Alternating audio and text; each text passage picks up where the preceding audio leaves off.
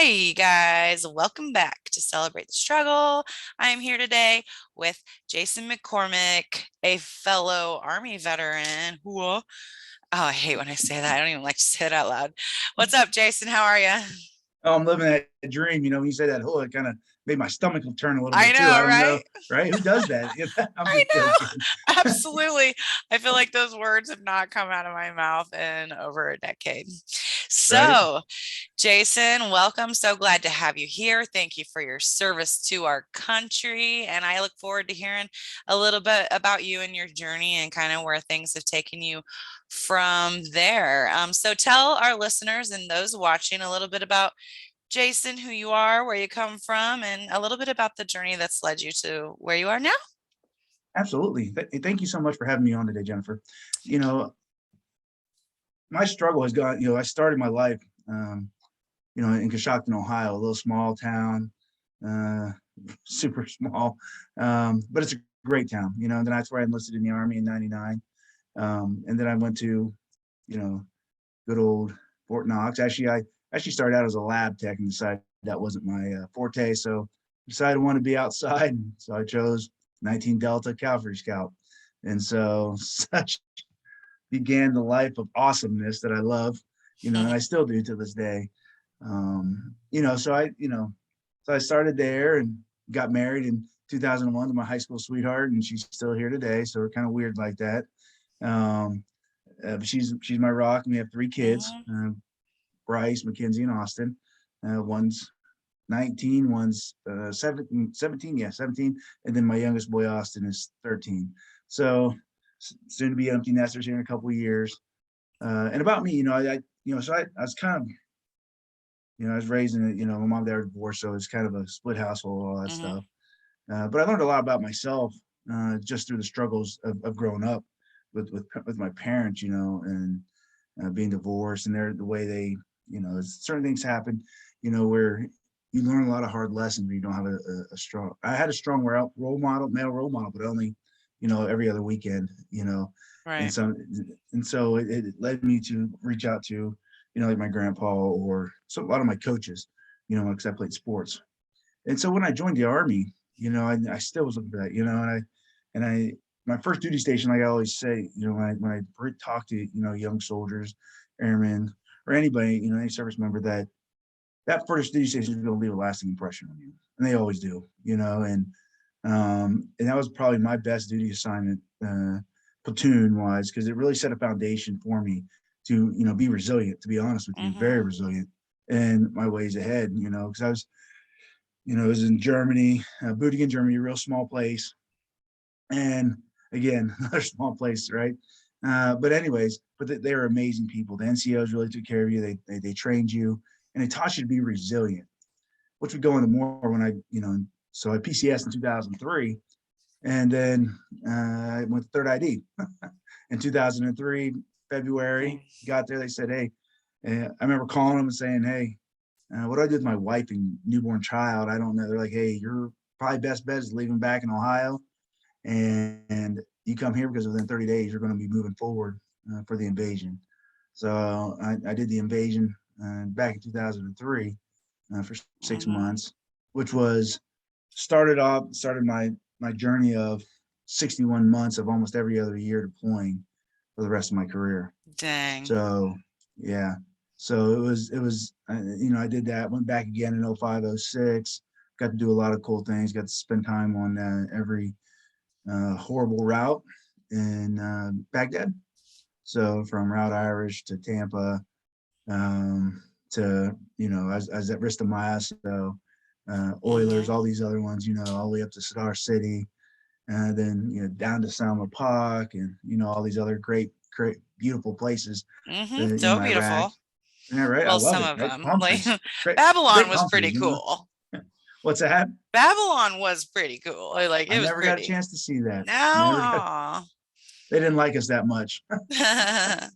And That was then just one of the places we had drove to. I didn't get to be posted up there, but sorry, go ahead. no, you're right. No, you're fine. And then I joined. Some inside of me said, "Hey, I want to jump out of airplanes." Who Well, does that, yeah. right? Of course that would be the next step.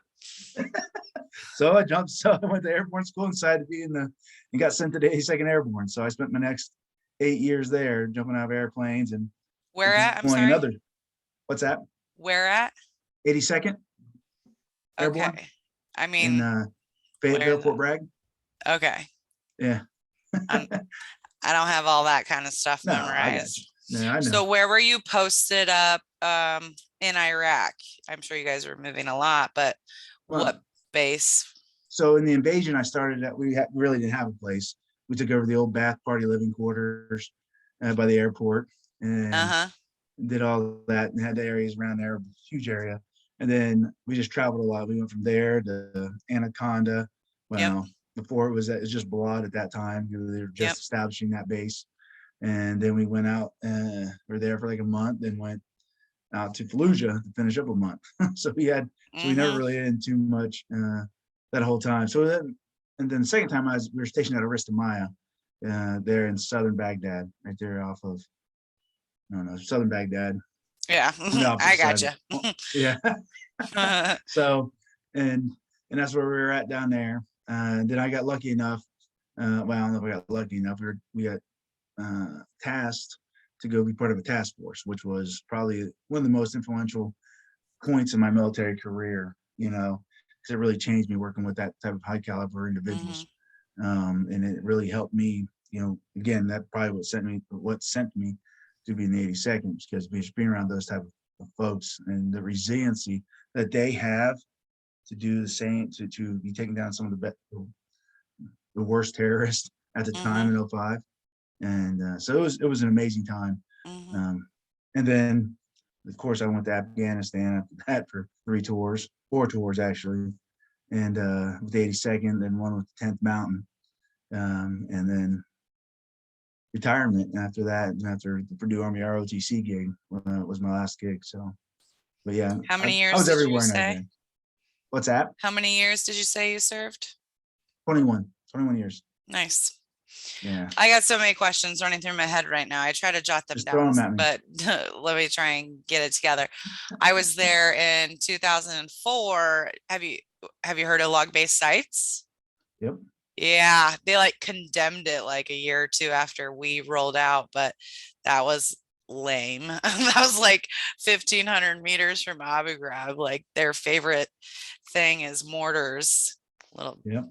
I remember Abu Ghraib when we first went in there. We had to clear it because I was in a reconnaissance squadron, so I was in Mm-hmm. 37 Cav, old Gary Owen, right? And so we got to see what was left there, and it really wasn't the prettiest sight of how they Mm-mm. took care of the Iraqis, took Mm-hmm. care of the Iraqi prisoners. So it was pretty, yeah, Yeah. interesting. Mm-hmm. Okay, so what else was I gonna say? Oh, your wife. So you joined in 1999, like right after Mhm. graduating, right? Yep, Wha- And you got married in 2001? yep. Like, did you know her from high school or did you meet her in the, like, how'd that work? Well, so we knew each other from high school. We actually met at some church event, and we started dating all throughout high school, and we had our little ups and downs, together, not together, the Sure. old high school drama stuff. And then when I joined, we started to rekindle everything, and then one thing led to another, and we're getting married in February of 2001. So it was Nice. so I came home from Germany, got married, and went back to Germany without her. It was pretty. Yeah. How is all that? I feel like I totally want to talk to her sometime if she will be willing, even if it's not on here, just personal conversation, because one of my second book I'm wrapping up is and more things to come. Like I really want to hear more perspectives of the war at home, but not just when the soldiers deployed, but what that looks like today, years later, and kind of how that Yeah. it sticks with all of us, and so um for her though, did she how was that with you being gone all the time? Like, I'm sure it was trying on your Yeah. relationship. What kind of support or like what kind of insight can you offer or share there, especially for people that might be listening to this, kind of going through the same things? Well, so when I deployed the first time to the invasion, we had, she ended up staying home with her mother. And so she stayed at home. And so she had a good family support there to help take care of her. And I only talked to her twice the whole time I was in Iraq for the invasion. So in that 6 months, we only talked twice. So there were some letters and stuff like that, but actual talk and everything in that nature. So that was probably, she said those two probably weren't that bad. My first one and my second Mm-hmm. one, even though the second one, she went back home again because I had two young kids. I had two kids at that time, Bryce and Mackenzie, and that was a little bit more trying on our marriage. To a point where we Mm-hmm. almost decided, we probably should go our own ways. But we said when we were talking about that, and I remember it was in like November or something like that, and I was like, hey, I'm coming home in a couple of months. What do you think about we just pause everything, see what it's like when we get home, and then go from there? You know what I mean? And Mm-hmm. if it's not there, it's not there. Then we just move on. And we met back up, and it was I don't know, it was like it fixed everything. Like we knew that we wanted to be, that we still loved each other and we wanted to work at it, and we did, and it absolutely did. Kind of she wanted me to take a break, and they said, hey, all these new brigades are opening up. It's going to be 18 months before their next deployment. And so that's why I chose the 82nd, because I knew I was going to go to this, the 473rd Cav. And they said it was going to be 18 months before they deploy again. This was '06, May of '06, right? And so I went to jump school, went there. And anyways, lo and behold, less than 6 months later, we deployed again in Yeah. January of '07. You're like, but So again, you guys said 18 months. I didn't sign up for yeah, this. well, I wish it was that easy. Right. Right. Right. Right. Right. Right. And so I deployed, and that was pretty trying on her. I mean, it was the first time being by herself. She stayed there in Fayetteville. She had a good network. She was working with FRGs, and she had a lot of different white friends. And so it was a little bit, they leaned on each other a lot. Mm-hmm. Now, of course, that was a Good. 15-month deployment. So that was really trying on her, Mm-hmm. for that 15 months. And I got injured there, got blown up a couple of times, and shot at all that good stuff that comes with combat. And she had to, it was one of the worst things I know for her is when I got injured. I called her, right away, say, hey, I'm okay, I'm not dead, I'm just injured. But then the Army called her, and the Department of Defense calls, and it just like it shook her a lot, and she thought I was lying to her, playing it down. And so that was one of the biggest. I knew it, and we talked about it a couple different times how she hated that. And and so that was really trying on her there. Mm-hmm. And then of course then another deployment a year later, I got back in '08, and then January '08. I know I got back in April, May, anyways, and then deployed again in August of 2009 for a Wow. year. Yeah, So when did you again, get out? I got out in May of 2020. So you haven't even been out that long. Like, definitely have been apart far more than you have been out and together. Like, Yeah, I think we added it up, and it was a total of like from all the training events and all the deployments. Like we've only been actually been married together in the same household for like right. 8 years. Eight Wow. years. I was Well, 21. That's kind of that's crazy. it is crazy. And that's the kind of stuff that, like, I want to put out there into the world to just enlighten them, give it its space. Like Yeah, absolutely. combat does not just have an effect on soldiers. There's those hidden heroes Oh yes. like Mrs. McCormick back there, clearly a beast. Like I would have Yeah. had a nervous meltdown, like, and when you called me up, like, oh honey, I don't even know where the kids are. Like, but that's fantastic. You guys have clearly, like, kind of beat the odds, beat the statistics. The statistics with marriage with military is kind of lame. It's lame. Like, we need to get things in place and be more proactive, like way before deployments, not just like when you return and suddenly in that transition, like Yeah, they're throwing all this stuff at you.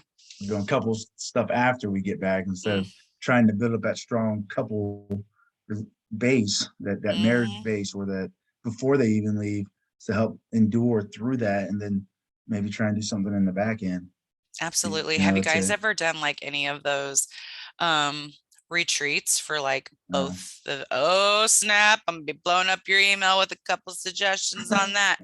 Um Something that you said that like kind of makes me giggle, and I don't mean giggle like haha it's hilarious. It's more like just us veterans can kind of yeah, yeah, understand it. And it was like when you're like, yeah, and then I got blown up a couple times, and that's so like all of us. Just like for civilians, they're just someone had I was talking to someone recently, and was telling them like well, my husband was blown up in the truck that my friend died in, and they're like, it's so weird how casually you just say that. And it's like, like, oh yeah, that is kind of weird, right? Like for you guys, like, so tell us, can you tell us about that? What, before your wife got the call from the Department of Defense, which, yeah. oh my So gosh, Jace, like, what was that? What it happened? was kind of weird, like it wasn't my, so when I was in Iraq, of course, we hit IEDs. And if you're, as long as you could still roll, you kept rolling, or Yeah. as long as you weren't missing limbs or anything like that, you kept rolling. You know what I Hmm. mean? And Yeah. we, It was those times where it was like, that was sweet. Like, oh, you're like, oh, oh, I'm sorry, we're good. like good. Anybody missing anything? Anybody injured? All right, let's keep going. Yeah. And then you come back, and again, they told me that's probably the wrong answer, because I ended up going to the Marcus Institute for Brain Health. They said you probably should have got checked out and all this stuff. I was like, well, back then it was mission first. If you weren't dying, you're going out on mission, because Yeah. just how it was. And Yep. so I had my Bradley got blown up a couple times. I didn't do Hmm. anything to it, because it's a tank. So, but other than that, in Afghanistan, it was a totally different war. So, I remember driving, and we just got done doing the 30. We used to do 30-day missions because we didn't have a home for the longest time. We got there in 05, and that's when they brought 10th Mountain, extended them for 3 more months, and half their unit was back already in the States, and they had to bring them back to combat, right? And they're over in, Oregon, Bob Tillman, all Hmm. these crazy places along Pakistan and Afghanistan border. And so we were out, so we were doing 30-day ops, and we were down in, I don't know where we were at, some shithole place there in Afghanistan. And we were driving, and uh, we were told the route was cleared, and that, and then route clearance cleared it. And then, so he was like, all right, well, we'll follow up behind them, see if, overwatch them just in case they get ambushed. And well, lo and behold, we came down through a ditch, and it was right there, and blew the whole front of my Humvee off. And my leg got mashed up pretty good. Um, wasn't able to walk too well, or, it was pretty bad. I know stuff like that, I don't really, because I've been Yeah. seeing much worse, and Oh yeah. um, and I refused to get medevac. I was like, I'm fine. I'm not going to die. And of course, the boss was like, so I was actually the platoon sergeant for the TSD for the commander, squadron commander at the time. And I was like, I'll be all right. And then, so that's when I called, hey, I was just an ID, lost the whole front of my vehicle. I'm fine. Just some bumps and bruises, right? Hmm. And lo and behold, I Yeah. went and got checked out, had messed it up pretty good, but I just put a brace on it, taped it up, rubbed some dirt on it, and kept going. But then Yeah. 3 days later, 4 days later, my wife got a call, and it freaked her out, and she was freaking out pretty bad, and she didn't know what to do. And then, so I think we were someplace, and I was able to check the email. So I checked the email real quick and saw, call me ASAP. I was like, oh no, what's going on? I figured something happened with the kids or something like that. And then Hmm. she was crying and really upset. I said, listen, I'm all right. Listen, I just wrapped it up. It's like we'll call it a football injury. You're Hmm. hurt for a while. Maybe, but I was just always hard headed like that, and Yeah. taking shrapnel. And but it is what it is. You just keep going. Hmm. And I just totally, as a man or as a soldier, no matter who we are, because we're bred to think like certain ways, Drive on. drive on. And I didn't even take into account her. I didn't Yeah. develop empathy, as I That's like to say, until I did Army ROTC here at Purdue. Empathy was not even a word in my vocabulary at the time. There's right. no. Yeah. So yeah, I was very uncompassionate. Like I used to tell her, so the Army didn't issue me feelings. If they wanted me to, be all have feelings, they would issue them to me, and I they love did that. not do The that. army didn't issue me feelings. Something that they always would say, as you were mentioning that about like rubbing dirt on it. It reminds me of it, basic training. They just always said like anything, like you could be gushing blood somewhere or have an allergic reaction or just have a small cold, anything. And they'd just be like, drink water, change your socks, soldier. And it reminds me of that. Like, yeah, I'm fine. Someone give me some water and a fresh pair of socks. Like, that's There's some luxury Motrin. right there. Yes. There's some Motrin for you. Yep, that fixes Yes. everything. I didn't know, Motrin could fix, everything. Everything. Um, so that is good that over time you have learned empathy. I want you to kind of share with, I'm getting away from again questions because I'm not really good at being formal. Um, What's formal? right. It's like Like, a structure. I'm good with informal. I like it. It's a lot more spontaneous. mm-hmm. So you and your wife have clearly made it through like a lot, and you don't just get there like holding out and doing it for the kids. You clearly have gotten there through being a team and like you've learned empathy. You can clearly now look back and see like, wow, I wasn't even considering what she was going through.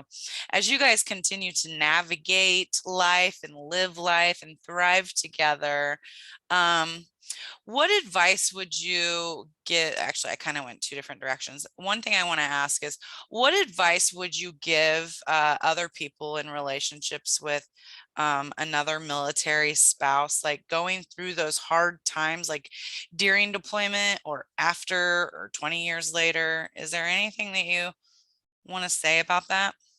I think communication and honesty. Those are probably the two most things that we struggled a lot with in our relationship. Mm-hmm. It was that communication, honesty, um, taking yourself and putting yourself in someone else in your, snipping other shoes, because we all have that one track mind. We do, and it's just, I mean, we Yeah. do. We think our way. We don't try and think like the person across from us might be thinking, No, and no. and that's one of the things that I learned. I had to learn, and we had to learn. I was more of a violator, that old NCO, crusty NCO, who's like, who didn't care, you know what I mean? Was, Mm-hmm. you know, and so I had to learn that, and that was really hard. And she was way better because she had the kids, and she was just so much better at this than me. And it took us a while to really nail stuff down to where we could communicate and be honest, because that was one of the biggest things, and is the honesty part. Because I never wanted, like, I still sometimes shy away from telling her, the stuff I've done, in Sure. combat and all that stuff. And I think for the wives, I think one of the things that I through so that I do therapy, and I've done some other, quite a bit of other things, um, is to have them just listen. We did some couples therapy and stuff, and one of the things we learned was, just to listen. For the Yes. spouse, just to listen. Don't judge. Don't say anything, because they're looking for that trusted partner that's right there that they can, if they got to cry and let it out, let it out. Let your wife be that shoulder you cry on. Or We can only husband, Jason, or or husband. husband. Yes, yes, yes, ma'am. You're right. Absolutely, that's my fault. And um, and that's probably one of those things that I would say for a spouse, male or female, Hmm. is that you just gotta let them go. Let them share those experiences, even though it may scare the crap out of you.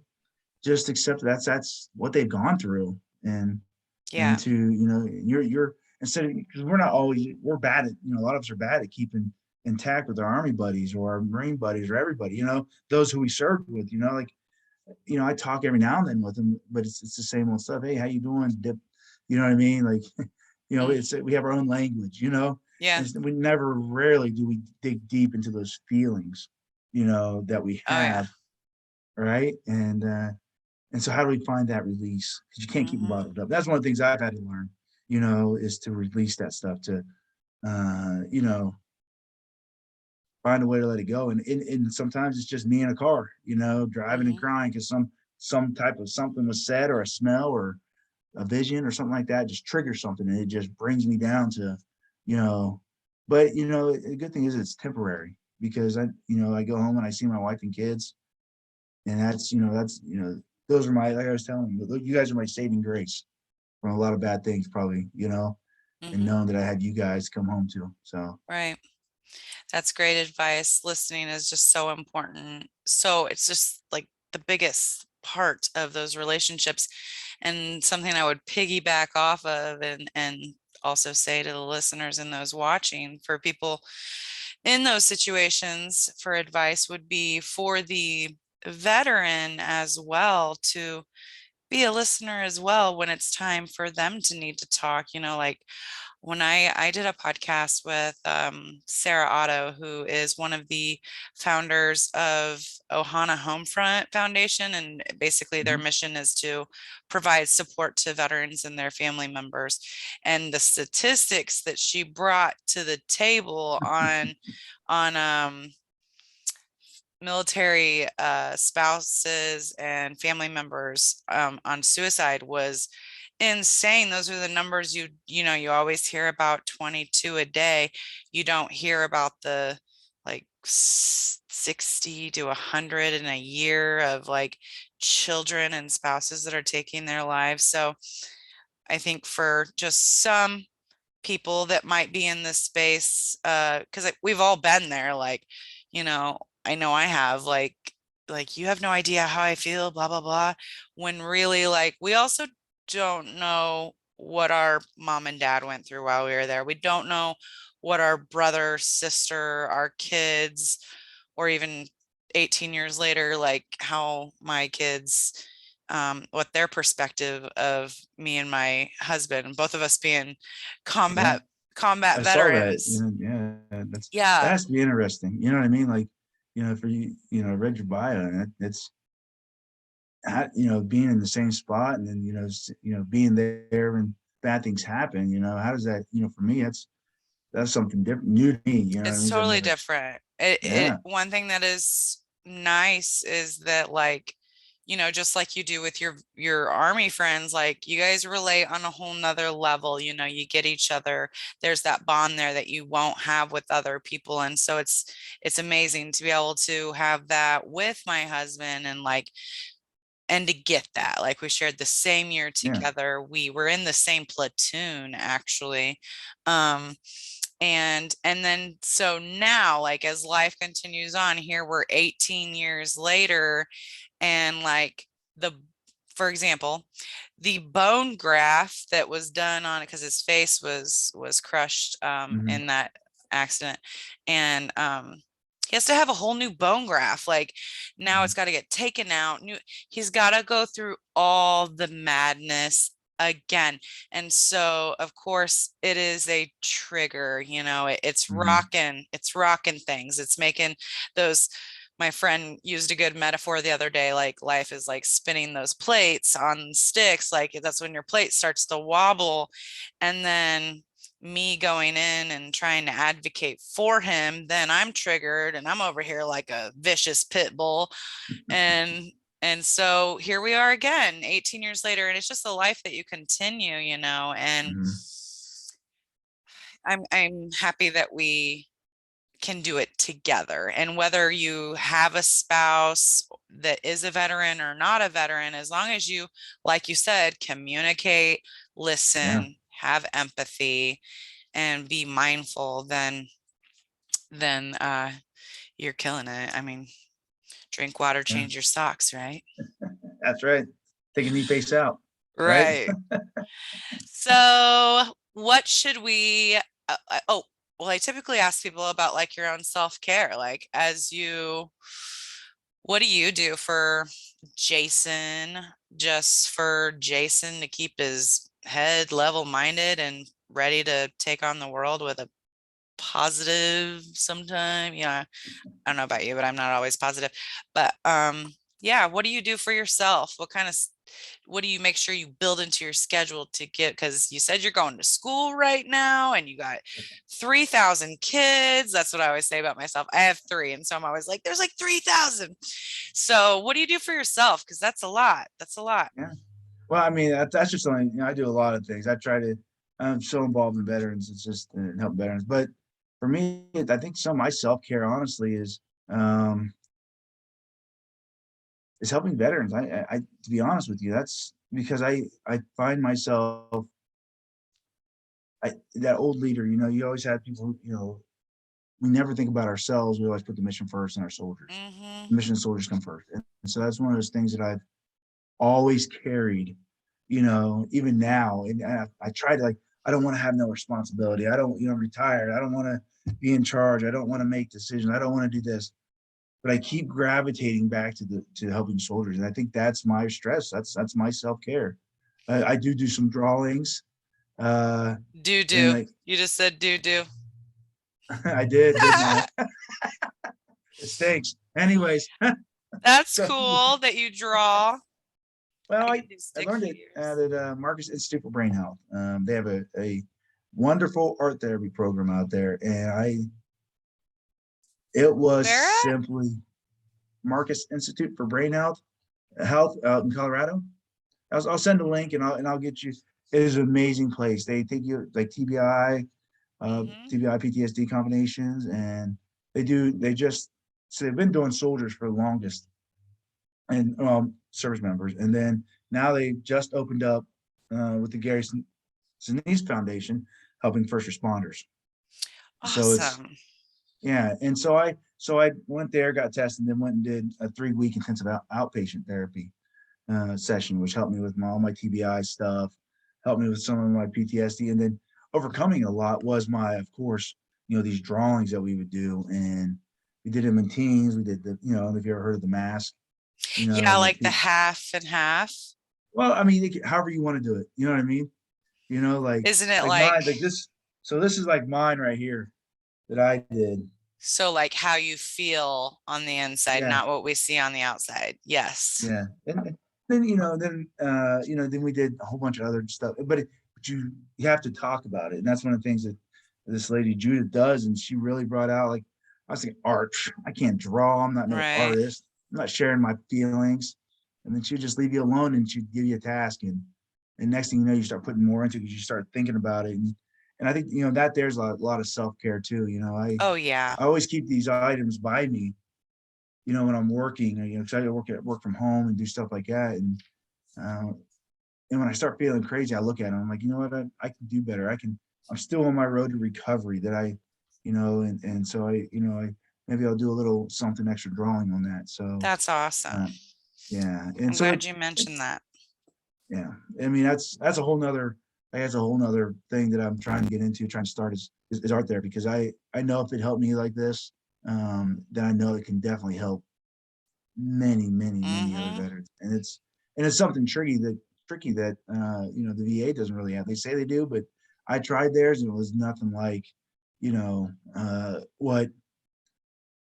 what I got from the Marcus Institute. I mean, it Right. was nowhere near. And so and plus they include your spouses. Like the last week, the spouse, they don't used to fly him out there, but since it was COVID, during COVID, I went. My wife is on Zoom every day. She got to see the stuff I did, to understand how they were, the stuff they were doing with me, and they also help build that after care, to help keep you going and stuff. That's cool that they bring So them in and they make them a part of that because that's what it's all about, right? Like we yeah, we need them, we need each other. Rad. Thanks for showing us your mask, by the way. Um, oh God, brain fire. Oh, I was going to say, it's almost like I knew what you were going to say about self-care. I find it so amazing and not shocking that so many veterans and people I've asked on here that like that is their self-care, like that it's so fulfilling to give back and to be there for other people. So I get it. And I'm glad you said that because I start to see these repetitive patterns. And for people who are following and listening, they'll see that so many people say that. And I think it's beautiful. absolutely. I mean, I think that's the way. That's the key to to ending the suicide. You know what I mean? By having those Mm-hmm. veterans who are willing to care, willing to put themselves out there, even if we weren't battle buddies in the same platoon. Mm-hmm. We still have that common bond of serving together. Or service. Selfless service. Yeah. Through any branch, and I think that's uh, because I do. I've helped out with a couple of organizations, like it's called the Warrior Reunion Foundation, and what they do is, like, say your platoon that you're in 04, they want to do a get together, and they would bring everybody together. They'd help coordinate, do all that for a weekend of bringing everyone back together, reconnecting. I think I don't know everything that goes in with it, but it's really awesome that they do, and how it helps the Mm-hmm. families, like they can bring people can bring their families. Gold stars come back to it. You know what I mean? Mm-hmm. And then just all the platoon or the company, they all get together, and it's just it rekindles. And I think that's a way of saving the lives of veterans by Mm-hmm. rekindling those old feelings that we had before. We used to walk down in the barracks and bang on the door if you had an issue, or you would go out drinking with your buddy just because he was sad or you wanted to cheer him up. And I think those are some key things that Mm-hmm. uh, civilians will never understand because they've never had those experiences. And we have, and you know, Yep. anyways, I could go on all day about that stuff. That's because I think there's so many ways that as a society we can help veterans, that veterans can help veterans, and really take care of each other. I But it's just so agree. hard for us to do that. I don't know why, but that's it's just hard for everybody wants to be like, oh, veteran. Not every veteran wants a hug. Sometimes a veteran needs certain veterans need tough love, and they need you just to be there to Mm-hmm. give it for them. Or just to sit there next to them and drink a beer, and let them talk. Or just give them a call every now and then. Yep. I Yep. When it cut, when you said like the statement about like saving their lives, like to me, that also means not just saving the lives of those potentially going to take their life, but saving the life that's not wasted and spent, just not just barely surviving and Yeah. not thriving. Like that is so important. Well, I have one last question, Uh-oh. but I have something I'm really curious about before I ask you that. Okay. On these 30-day missions that you guys would have, what's your favorite MRE? Well, I'm gonna be honest with you. So I'm the sure you one got MRE, chow halls. Like, I'm sure you got to no, go to chow. No. Okay. I did Never mind. reconnaissance. So sitting on a hillside, observing for 30 days or stuff like that. Yay. Yeah, You know, that's MREs for sure. but the great thing about it is in the invasion, we had a chicken chow mein. Like, we only got hot chow every other day. And for some reason, the damn meal was only hot A's, but chicken chow mein. So to this day, I will never eat chicken chow mein ever again in my life. No Like, doubt. it'd be right. But anyways, I really don't have a favorite MRE. I used to eat them cold because you would strip them, and then whatever you pulled out of your pocket, you ate. Mm-hmm. But I do like me some ravioli. I'm a ravioli guy. I kind of like it. You throw some cheese in there with some Uh-huh. crackers. Yeah, it's an amazing meal, especially if Yeah. you get a chance to warm it up. You know, that warms the That's soul. luxury right there when you get to warm up your ravioli. All right, Jason. Well, I want to wrap it up with kind of just hearing like, what are your plans from here? Like, I know you said you're involved with a lot of veterans and you're going to school. What are your biggest hopes and dreams to be able to continue thriving through this life? That's a great question. And I think about that all the time. And I think for me, if there was no restrictions or anything like that, one of the reasons why I chose to go get this MBA, this business master's of business, is because I wanted to be able to put myself in any position within the VA to help create change. And we Mm-hmm. all know that the changes needs to happen. I mean, we can't. I mean, when over probably 95% of your higher echelons in every VA hospital has no ties to military, they're civilians, right?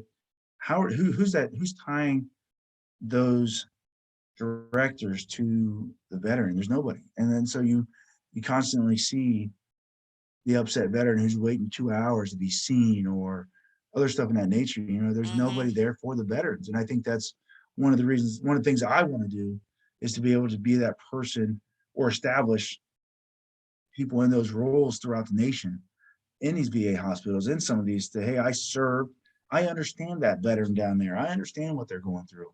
That's something you don't understand, and help create that bond or that tie to get better veteran care. And I think that's, I mean, honestly, that'd be my dream. If I wake up tomorrow and said, hey, I want you to, I've dreamed about how I could do it and how I can make it more efficient and make it better for the veterans. And because I think that the VA should be a place you love to go, not a place you dread to go. Uh-huh. And and I think because then you're gonna veterans are gonna still count on veterans, right? We go there and we talk about how bad we hate the VA.